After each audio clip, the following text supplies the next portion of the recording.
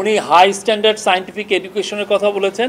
উনি বলছেন যে বাংলাদেশের ইউনিভার্সিটিগুলো অনেক বেশি বিবিএ তৈরি করছে, যেটার আসলে মার্কেটে একটা ওভার সাপ্লাই হয়ে গেছে, কিন্তু আমাদের সত্যিকারের দরকার খুব সায়েন্স এডুকেটেড আমাদের গ্র্যাজুয়েটস দরকার।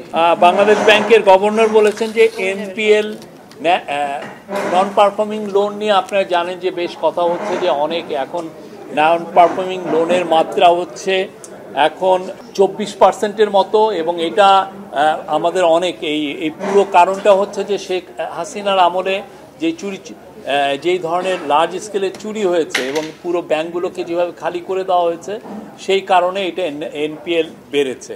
আর এনপিএল বাড়ার কারণে যেটা হয়েছে যে বাংলাদেশ ব্যাংকিং সেক্টরের হেলথে এখনও আমরা রিস্টোর করতে পারিনি, বা এটা নিয়ে কাজ হচ্ছে।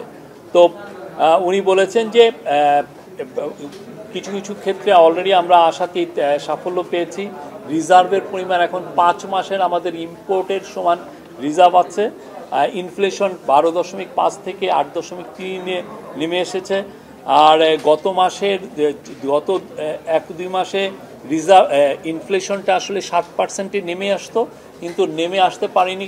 অনেকটা কারণ হচ্ছে যে চালের দাম হঠাৎ করে বেড়ে গিয়েছিল, বা চালের দাম আবার একটু কমা শুরু হয়েছে।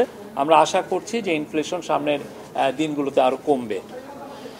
আর উনি বলেছেন যে এনপিএল বাড়ছে লেগাসি ইস্যুর কারণে। এগেন শেখ হাসিনার আমলে যেই বড় ধরনের চুরি হয়েছিল, সেটার বিলিয়নস অফ ডলার যেভাবে ব্যাংকগুলো থেকে লুটপাট হয়েছে, সেই কারণে টার্গেট হচ্ছে যে এনপিএল এখন 24 আছে, এটাকে নিয়ে আসা 4 থেকে 5%-এ।